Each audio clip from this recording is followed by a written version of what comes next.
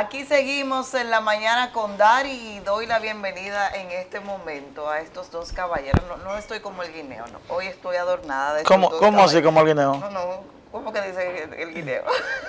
No, yo dije que no estoy, barbaridad. aclarando que Qué cosa estoy adornada por estos dos caballeros. Tan temprano. Dari Terrero Buenos días, profesor. y Yuri Hoy Rodríguez. es jueves, Sí, hoy es jueves. anticipo Sí.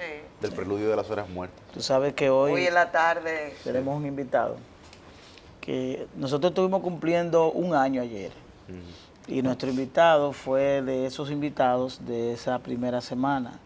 Y por eso hoy quisimos invitarlo de nuevo por esa reciprocidad y esa solidaridad que mantiene. Y obviamente que es una persona de interés, siempre conversar con él. Habíamos estado insistiendo. Don Guido Gómez Mazara, buenos días y bienvenido y gracias. Buenos días, un placer estar aquí con todos ustedes.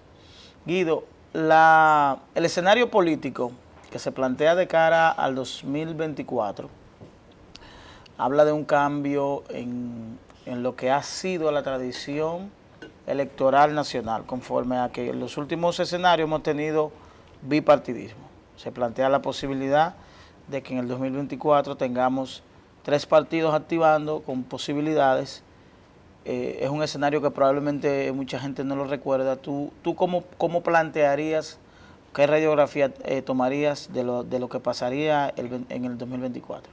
Bueno, con mucho gusto. Gracias por la oportunidad y feliz celebración del primer año.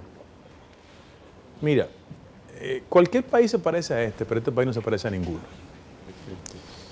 Y en ese orden, las reflexiones respecto a la conducta política dominicana siempre corren el riesgo de ser erráticas. Yo te hago la referencia de que hace 4 años, 2 años antes de las elecciones, el PRM no se perfilaba como un partido ganador y ganó las elecciones, como resultado de coyunturas determinadas que ustedes conocen perfectamente. Ahora, yo voy a comenzar desde la lógica de mi partido hacia otras organizaciones. Yo he sostenido que el PRM es mucho más atractivo desde el punto de vista electoral si busca un candidato que no sea el hoy presidente de la República. Y me explico. ¿Cómo? Sí, lo voy a demostrar. En el viejo partido, la organización se mantuvo en el poder cuando Guzmán le pasó la antorcha a Jorge Blanco. Perdimos las elecciones cuando el compañero Hipólito Mejía intentó preservarse en el poder. Esos son los precedentes, esa es la jurisprudencia, En la actual coyuntura, el partido tiene una dificultad de orden práctico. En el orden interno, todo el mundo sabe el nivel de insatisfacción que hay respecto al tema, no solo del empleo, sino de las buenas relaciones, el contacto, el seguimiento y el cariño indispensable de los hacedores de la victoria. Pero en ese mismo orden yo quiero sostener que hay un componente que ningún gobernante en el mundo puede controlar, que es el factor inflacionario. La regla ha sido de que el éxito electoral es difícil conseguir en el marco de un proceso inflacionario. En Europa, Macron ganó más por temor hacia Le Pen que por el interés de los franceses de que se mantuviera Macron en el poder. Fíjate que él gana la presidencial, pero pierde el Congreso. En el único país que se mantuvo el partido gobernante fue en Portugal. Después, todos los gobiernos en Europa, en el marco de una crisis, perdieron.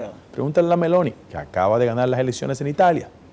Y yo puedo proyectar que el próximo jefe de gobierno español va a ser Núñez Feijóo, que es la cabeza de la oposición, líder del PP. Y eso pasó en Europa, donde hay mayores resortes sociales y donde los efectos de la crisis no tienen las características de América Latina. En América Latina, ¿qué ha pasado? Más agresivo todavía. Que el proceso inflacionario ha sido superior, como pasa en la República Dominicana, al éxito del crecimiento económico. Y hago un resumen. Lula ganó, muy cerrado, es verdad, pero Bolsonaro tuvo un desempeño económico catastrófico y el factor inflacionario en Brasil se expresó. El éxito de Lula de sacar a 40 millones de personas de la pobreza dio marcha atrás con la gestión de Bolsonaro. 33 volvieron a ser pobres. Millones de personas estoy hablando. En el caso de Colombia, la gente mucho habla de la victoria de Petro, pero no. Literalmente, don Guido, el mapa de la pobreza de Brasil es el mismo mapa de victoria de Lula. Claro, claro, Del- es así. del norte, Porque, del porque nordeste. es que contrario a mucha tradición en otros países, en Brasil el sur es rico, el norte es pobre. Oh. Y hubo una relación directa entre el voto pobre a favor de Lula y el otro a Bolsonaro.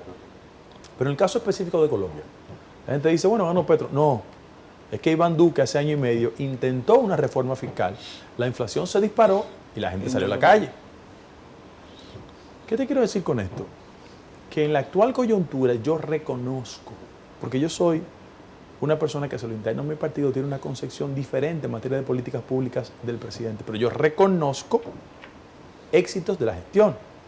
Entre esos éxitos de la gestión, independientemente de los de Miriam Germán Brito, independientemente de la apreciación del peso con respecto al dólar, yo pienso que el gobierno ha sido inteligente a la hora que ha invertido 42.000 millones de pesos en política de subsidio, porque es una fórmula de compensación. Ahora, yo te voy a dar datos que son aterradores para todo proceso de éxito electoral desde el poder.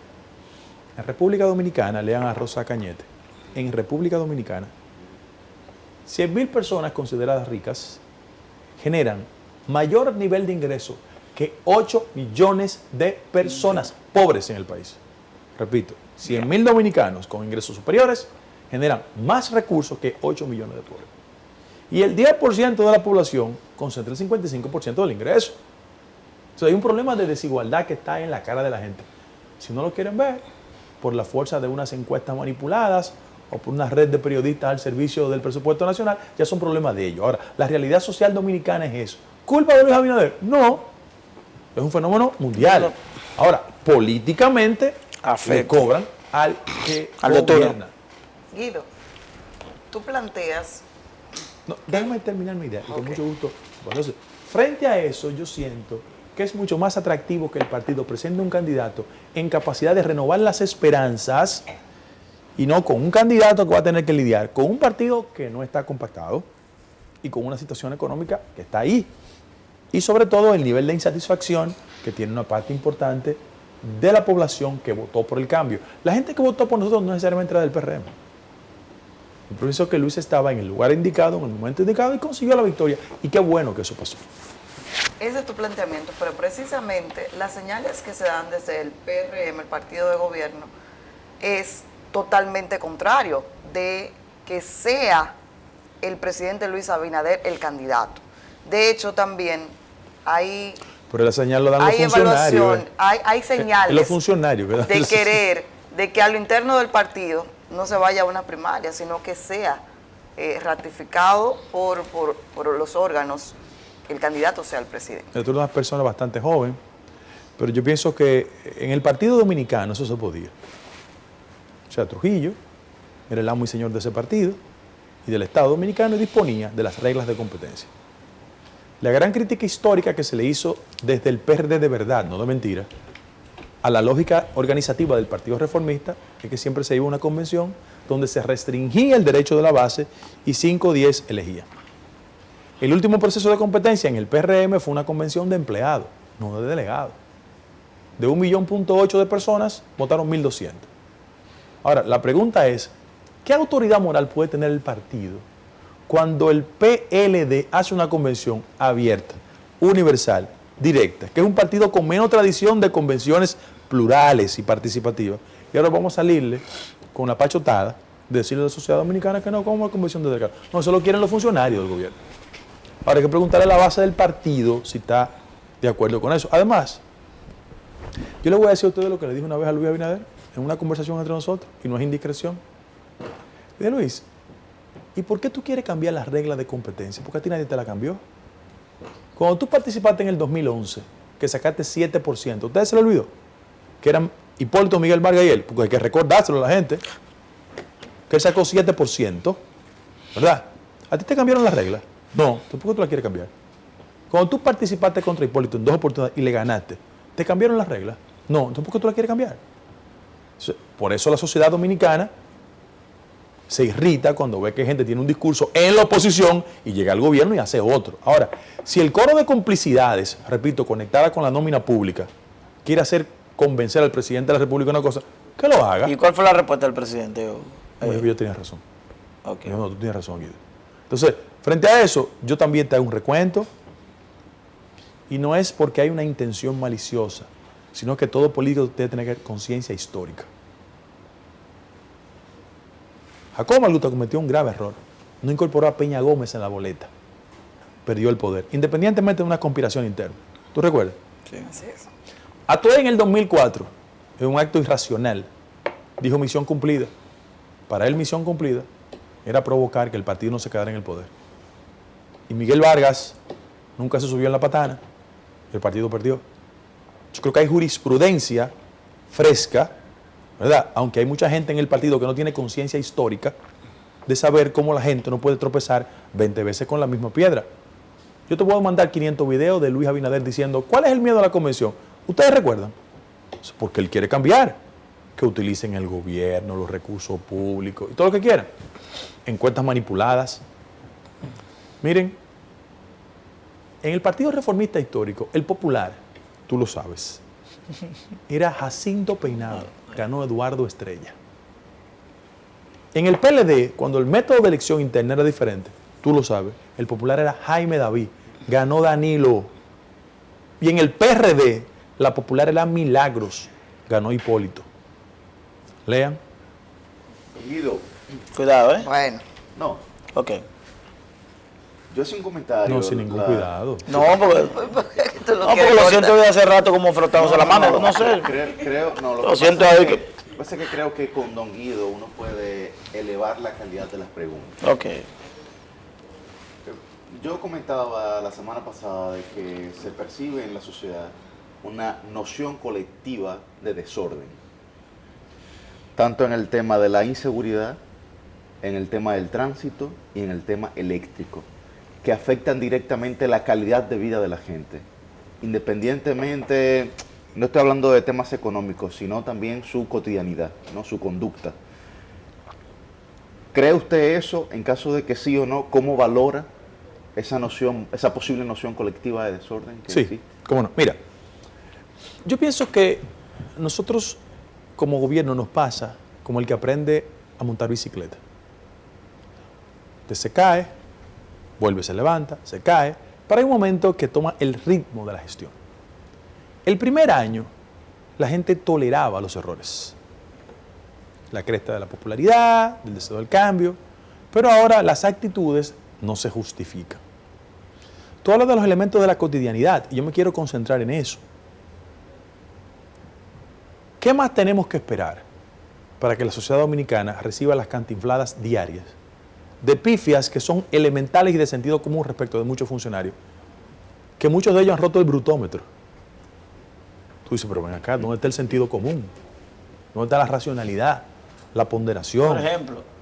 No, a mí no me gusta personalizar, pero tú ves acciones que tú dices, óyete, aquí el sentido común está de vacaciones. En ese mismo orden, yo pienso que el gran componente que tiene el gobierno, el tema de la cotidianidad, el transporte nos altera a todos nos altera. Yo pienso que hay que tomar como punto de partida el hecho de que en este país la estructura vehicular es una locura y eso ha crecido como resultado de la ineficiencia del transporte público y por vía de consecuencia en cualquier hogar aquí hay 5 y 6 carros. Así es. Claro, ese es el resultado de que, repito, no tenemos un sistema de transporte eficiente. así es. Pero en esa misma dirección, el factor educativo también tenemos que impulsarlo. Además, hay clanes en el ámbito del transporte que obstruyen, impiden Desarrollo. el desarrollo. Y hay que tener el temperamento suficiente para romper con ellos, porque hay que ser un transporte para todos, no para una élite. Hablo élite no en el sentido tradicional, sino un grupo muy cerrado que ha hecho pingües negocios con el tema del transporte. Y los gobiernos, hablo en plural, han cedido a la capacidad de chantaje de esos grupos porque tienen presión. Bien. A mí lo que más me perturba en el marco de esa cotidianidad es cómo los temas delictivos han transformado la conducta del ciudadano. Me explico, yo soy muy respetuoso de la gente que trabaja en los motores, Sí. porque son gente honorable, decente, correcta, una minoría incurre en acciones delictivas. Pero yo no sé si ustedes se mantienen natural cuando van manejando el carro y siente un motorista cerca. No, imposible eso. Yo salgo corriendo, no sé. Entonces, fíjate cómo esos elementos te van alterando en la cotidianidad, en ese mismo orden. Yo no sé cuántos de ustedes tienen hijos e hijas con cierta edad. La mía acaba de regresar, de estudiar, y ya mis parámetros sobre la salida no se corresponden con los de ella. Claro. Entonces, tú estás llegando. exacto. Ella salió. Perfecto. Entonces, comienza una dinámica con la esposa de la siguiente manera. No soy indiscreto, lo quiero decir. ¿Dónde está la muchacha? No, que salió a las 11. Que salió a las 11. Llámamela. No, que a la 1:30, que es muy temprano, nomás tiene 2 horas. No, tráemela aquí. ¿Por qué? Porque el nivel de inseguridad te conduce a ese tipo de reacciones. Estoy hablando de situaciones cotidianas, ¿eh? Y por último, tú vienes caminando, dejaste el carro en un lugar y te llama tu esposa. Tú corres el riesgo de no levantar el teléfono frente a la posibilidad de que te lo roben. Claro, pero te puede perder, puede De ser emergencia algo también, claro. De emergencia. de emergencia, O sea, claro. fíjate cómo la cotidianidad de la gente está afectada. Evidentemente hay una culpa de la gestión. Entonces, frente a eso, yo siento que el gobierno, y no es una construcción para descalificarlo, o sea, yo pienso que en el gobierno la naturaleza de una parte importante de sus miembros no entiende la realidad del de abajo, del día a día de la gente. Ellos se incomodan cuando yo le digo popis. Y el concepto de popis no tiene que ver nada con argumentos de clase. Es que la desconexión de la realidad social dominicana. Aquí hay funcionarios de un partido de corte popular, históricamente reivindica un excluido social como el doctor Peña Gómez, pero aquí hay funcionarios que tú lo sueltas en la cañita y tienes que poner un GPS en el carro porque esa no es su realidad. No es culpa de ellos, ¿eh? No es culpa de ellos. Pero tienen que entender que los problemas fundamentales de la democracia hay que resolverlos lo de abajo. Claro. Entonces, frente a eso, yo siento que el gobierno necesita sosegarse y diseñar acciones que la gente las entienda como sinónimo del verdadero cambio. Don Guido, entonces, conectando esa realidad con lo que usted planteaba, digamos, del ejemplo de América Latina, del tema inflacionario y económico, hay un libro interesante que es una conversación entre el Dalai Lama y el que era arzobispo de la Iglesia Anglicana, Desmond Tutu, el libro de la alegría. Y ellos dicen que solamente el miedo, digamos, que es la emoción que más mueve al ser humano, solamente el miedo lleva a la ira. ¿Usted cree que es posible que ese miedo que siente la gente en su cotidianidad, adornada con el tema inflacionario y económico, lleve a la sociedad a la ira? No, aquí hay un nivel de insatisfacción acumulada y yo aspiro y espero que la ira nunca explote, porque eso no es bueno para ninguna sociedad. Y las consecuencias que hemos tenido tanto en el país como en América Latina no son las mejores. Por eso yo he dicho que el gobierno tiene que colocar, la frase no es mía, sus oídos en el corazón de la gente. Tiene que saber que una acción de política pública eficiente no es un acto de marketing, de promoción en las redes. Porque aquí hay muchos funcionarios, amigos míos, que creen que ellos son eficientes porque salen en las redes. Y las sociedades no se transforman por las redes, se transforman porque impactan en el ciudadano. Frente a eso, estamos a tiempo. Yo pienso que la sociedad dominicana, si bien es cierto esas críticas, reconoce que Luis es una persona que tiene vocación de servicio, que no está haciendo negocios en el gobierno, que su familia no anda en contratos ni en igual, eso es bueno. Pero el gobierno tiene que reflexionar. Mira, hay un Twitter de Lisandro Macarrulla, que ojalá lo lean, Nuevo Que ha Mesías. generado que muchas- ojalá lo lean en la dirección que se debe leer. Porque él es una persona que colaboró hasta los otros días con el gobierno y hace unas recomendaciones interesantes sobre la necesidad de reorganizar el mando. Guido, tú hablabas de Lula da Silva, del resultado electoral reciente, y lo extrapolo al escenario local, de ver cómo ese triunfo de Lula da Silva genera una serie de expectativas en República Dominicana, incluso confluyen lo que son opositores, se conjugan dentro de esa dinámica.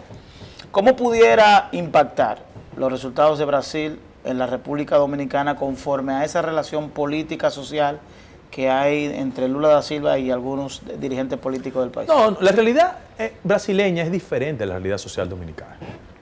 Lula hizo unos ejercicios que la gente se le olvida. O sea, la gente dice, PT, no, Lula hizo una coalición.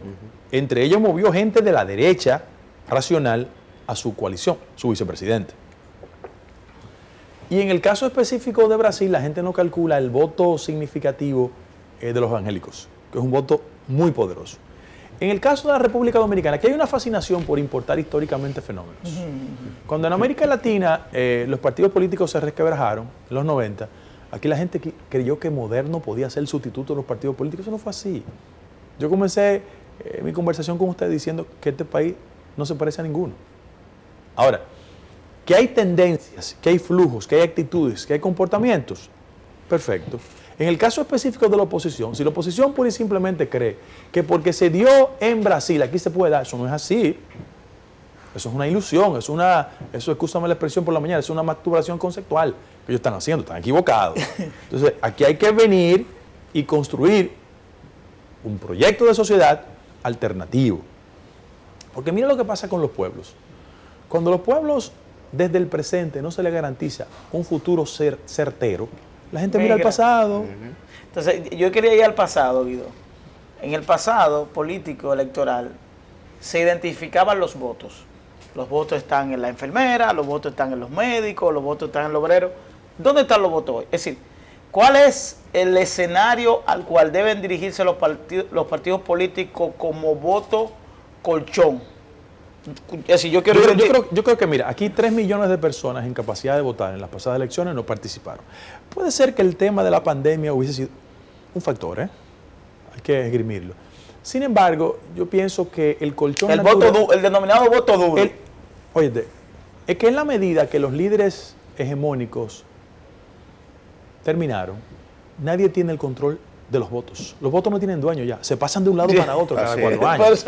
Entonces, aquí lo que habrá es un nivel altísimo de insatisfechos. Que van a votar en esa elección. Personas que han tenido la capacidad de acumular liderazgos políticos, por ejemplo, fuera de Balaguer, Juan Bosch, tenemos, por ejemplo, Danilo Medina incidiendo, Leonel Fernández aspirando, que tuvo una carrera dilatada presidencial. No hay un voto duro ahí conforme a que Leonel fue... Lo que pasa es que en el caso del PLD hay una reconformación del liderazgo del partido. O sea, Danilo sigue teniendo un peso específico en la organización, pero el candidato que ellos reivindican es Abel. ¿Y los guaguaguá? Tengo una pregunta con eso de los guaguaguá. Los guaguaguá, sí. Hay un escenario reciente de la posibilidad de que un líder de los guaguaguá está detrás de un partido político. Entonces, ¿qué éxito pudiera tener eso conforme a ese escenario social? Combinando con esa pregunta, don Guido, ¿Y quién es el líder de los guaguaguá? No, un líder de los guaguaguá. Los guaguaguá tienen varios líderes. Ajá. Santiago Matías es un líder de los guaguaguá. Se habla de que le van a comprar un partido, ¿no es? Sí. Santiago Matías es un líder de los guaguaguá. Y se habla de una combinación. Y está en combinación con José Laluz. Ay, imagínate que va de tiempo. Para adquirir o ser parte del partido. ¿Cuál es el partido? Partido Verde. Partido Verde. Le quieren llamar Partido Verde Urbano, algo así. Partido Verde Urbano. Algo así, sí. PVD sería. No, pero Guido, ¿tú no sabías eso? No. ¿Cómo ha seguido? No, pero mira, Una transformación en términos de la estructura política partidaria. Pero yo como ciudadano Sí. creo que todo el mundo tiene derecho a aspirar. Pero la actividad política se ha rabalizado en los últimos años porque las ideas que deben caracterizar a un político, que es la formación, la preparación, el adiestramiento, necesitan de gente que exprese esos criterios, porque la función pública no es un acto de arrabal puro y simple. Ahí está José Laluz, ¿qué tal? Pero yo no estoy personalizando, estoy diciendo que la impugnación que hay en amplísimos núcleos de la sociedad respecto a la forma de hacer la política es que la política se cualquierizó por la falta de sustancia, de elementos y de herramientas. Y si bien es cierto la clase política le ha fallado, la respuesta no puede ser el arrabal. Tiene que ser gente con una estructuración, un pensamiento. Yo respeto el derecho de cualquier figura alternativa de presentarse. Ambos son amigos míos y les deseo toda la suerte del mundo. Ahora, en una situación de sección como está el país, o sea, un jefe de Estado debe tener el dominio temático de los aspectos fundamentales. Es que tú tienes que llegar al gobierno para implementar políticas públicas respecto al tema de la desigualdad social, la pobreza, la marginalidad, la exclusión, la apreciación del peso, una mejor distribución de la riqueza. Y eso requiere herramientas básicas, o sea... Pero yo por te favor. puedo ofrecer ese partido. Por ejemplo, tu para que sea- amigo... para que sea candidato, Guido. el líder de ustedes, Balaguer, en algún momento, Balaguer puso de ministro de Finanzas a un médico. Sí. ¿Qué es eso? O sea, la actividad política requiere herramientas que son Y indispensables. conforme a eso, dame un segundito, Sí, sí, sí. conforme a eso, a esa dinámica, ¿crees tú que se ha abandonado precisamente eso, la propuesta frente al marketing? Por ejemplo, lo hablo en función de lo que ha ocurrido recientemente, Margarita, Abel, Martínez. Pero hermano, escúchame que te interrumpa un segundo. Y todos esos líderes de opinión y jefes de redes sociales no estaban con Gonzalo y le dimos una pela a Gonzalo. Ahí iba mi pregunta. Es decir, ¿hasta qué punto se ha sustituido el marketing, el influencer, el vendedor de panty, de brasieles, de cerveza presidente, de Coca-Cola, para la proyección de una idea o una construcción política? La gente confunde la popularidad en algunos escenarios con la política. Jackie Núñez del Risco Ay, sí. era el presentador de televisión más riguroso que tiene este país. Sí. Articulado, ¿eh? Sí. Muy articulado. Lo presentaron de candidato a Senador. una pela en la capital, con Milagros. Sí. Fernando Fernando Villalona, Villalona, sí. es una En su figura mejor momento. emblemática. Sí. Le dimos una pela. Partido Aquí el que fue reformista. exitoso, aquí la gente dice Johnny Ventura. No, Johnny Ventura fue alcalde porque Peña murió y él era el suplente. Sí, no, Y fue diputado, mi querido amigo Johnny. ¿Sabe cuándo? Cuando la lista eran cerradas. Sí, vengo Y le por ponía ahí. número. Sí, sí, claro. Bien. No, Rafael por eso- Corporán de los Santos ganó. ¿Tú sabes por qué? Porque había perdido anteriormente. Él se presentó de candidato independiente primero, después fue el Partido Reformista.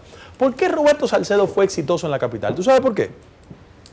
Porque Roberto Salcedo llega cuando la capital se divide. Y el voto de carácter popular siguió siendo del PRD, de lo de allá. Y este circuito exquisito, perfumado, sigue siendo. históricamente Claro. anti-PRDista. ¿Cuándo el PRM ganó? Aquí.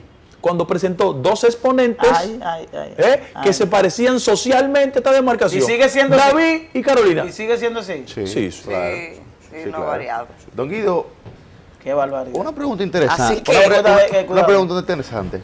Qué cosa. Su opinión sobre la expresión artística de Toquicha. Ay, coño. ¿Está diluida culturalmente la sociedad dominicana, como planteaba Bauman? Digamos, un poco de sociedad líquida. Sí. ¿Y cómo influye eso en la Bauman, conducta de la, digamos, sobre todo de la juventud? Bueno, en primer lugar, yo siempre creo en el tiempo y en los espacios. Toda sociedad va construyendo sus referentes. Yo no estoy diciendo que es mejor o peor. Son referentes que se van construyendo. No hay Ahora, juicio de valor, sino claro. un hecho. Ahora, ¿cuál es el tema a futuro? Es el nivel de consistencia. A Milanés un día le preguntaron sobre los reggaetoneros. Pablo Milanés. Sí. Sí. Es que tiene un tema de salud, inclusive. Sí, sí, sí. Y él dijo, no, yo no tengo ningún problema en respetar las corrientes musicales nuevas y emergentes. Ojalá en 50 años la gente pueda citar su música como habrá de citar Yolanda. Sí. Muchas veces. Porque la calidad prevalece al final de la jornada. Técnicamente, esas son corrientes musicales que conectan con la mayoría.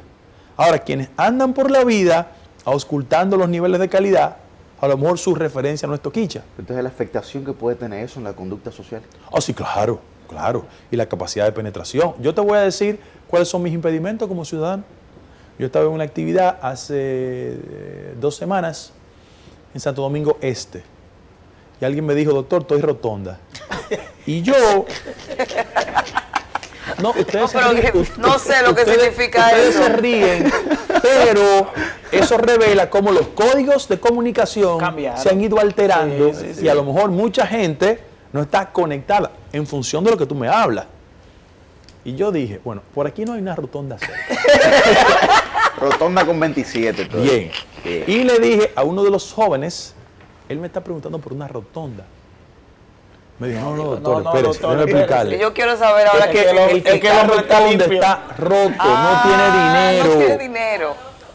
Hago ese comentario, aunque sea marginal, para conectar con tu planteamiento. Es decir, los códigos y las identidades de la sociedad van evolucionando. Lo que pasa es que nosotros como referencia tenemos otro parámetro de calidad. Pero los jóvenes dominicanos entienden eso perfectamente y no puede existir una propuesta política que excluya esos criterios. Claro. Porque en definitiva esos son valores que pendulan en la forma de ellos decidir. Claro. Desde cómo se visten, Sí, sí. desde cómo hablan. Ojalá ustedes me inviten a otro programa para hablar de ese tema. En Estados Unidos hay una discusión sobre si el slang es un idioma. Es decir, los términos que se utilizan en los grupos minoritarios, por ser parte de los códigos de comunicación, son parte del lenguaje. Así es. Entonces, a veces nosotros hablamos un lenguaje formal que no se Que no conecta se con la entiende. realidad de la mayoría. Sí, sí. Y un político tiene que ser más inclusivo en sus propuestas. Doctor, ¿y el talento social, el talento intelectual de cara a la política? Me explico. Cito Balaguer, Peña Gómez, eran líderes políticos que tenían la capacidad de estar en un lugar, en Pedernales, y escuchar a un joven talentoso y seducirlo e invitarlo a la política. Hoy eso no ocurre. Hoy los partidos políticos probablemente no les interesa tener gente con talento social o con talento intelectual. ¿Hasta qué punto mi apreciación pudiera ser cierta? No, pero no los partidos políticos, los líderes de los partidos. Ok, Porque lo que más le molesta a los líderes dominicanos Ok. es una gente talentosa y con convicción y con ideas independientes. Y ahí comienzan los calificativos. Tú eres roca izquierda, tú sí discutes. Mentira, es la incapacidad de discutir las ideas. Porque en la construcción de los nuevos referentes de dirección política en el país, la visión de lo empresarial ha prevalecido. Entonces ellos no quieren iguales, ellos quieren obedientes. Que los viejos lo hacían por su naturaleza de caudillo, pero estos no. Estos creen que uno es empleado de ellos, que en el caso mío jamás. Pero bueno, en lo que respecta al tema de la calidad, mira, en definitiva, emocionado, si en el país... Te siento intenso, ¿Eh? te siento así animoso. Necesito No, porque conocimiento. independientemente de sus militancias, Sí. la gente en el país sabe cuáles son los políticos que no piensan con faltas ortográficas. Entonces, aquí hay políticos que quieren ser presidente de la República, senador, alcalde, diputado, que tienen problemas de grafía seria. Entonces, eso se ha traducido en un descenso de la calidad del producto político. Tú me estás hablando a mí de eso ahora mismo. Sí. O sea, los líderes históricos te aquilataban. Ahora, ¿cuál fue el problema? Que cuando solo apostamos al clientelismo, la calidad del producto se fuñó. Aquí tenemos presidentes que han dicho morido y cancilleres de la República que han dicho abrido. Entonces, este es un país que tiene deficiencia. Yo no creo que la práctica política es un espacio intelectual ni académico. No estoy diciendo eso. Porque estoy diciendo que hay herramientas básicas. O sea, aquí hubo un candidato que hizo campaña puro pollo, huevo y cerdo a la presidencia de la República. Eso, claro, la sociedad tiene capacidad de reaccionar. Y yo creo... No me acuerdo de eso, doctor. y yo creo que como... Que yo estaba ahí. Así. Y yo creo que ese cuerpo político dominicano ha hecho metástasis y la gente se ha dado cuenta que ese no es el camino correcto, que hay que buscar políticos que tengan herramientas básicas para enfrentar los grandes problemas nacionales. Tú ves, yo tengo, por ejemplo, yo me sentí muy bien cuando ganó Abel, de verdad. ¿Y por qué? Mira que ni lo conozco, de verdad, personalmente. Mira por qué. Porque es importante estimular los relevos. Ahora, el relevo puro y simple no es garantía de éxito. El relevo tiene que ir acompañado con las herramientas que demanda la coyuntura. Y eso va a implicar que él se siente, si no lo hace o si no lo ha hecho, articular las ideas fundamentales que el país quiere. Porque tú no puedes decir, yo estoy a favor de las deportaciones. Sí, te subiste en la cresta de la hora. Ahora, explícame cómo vamos de las deportaciones a la solución del tema haitiano.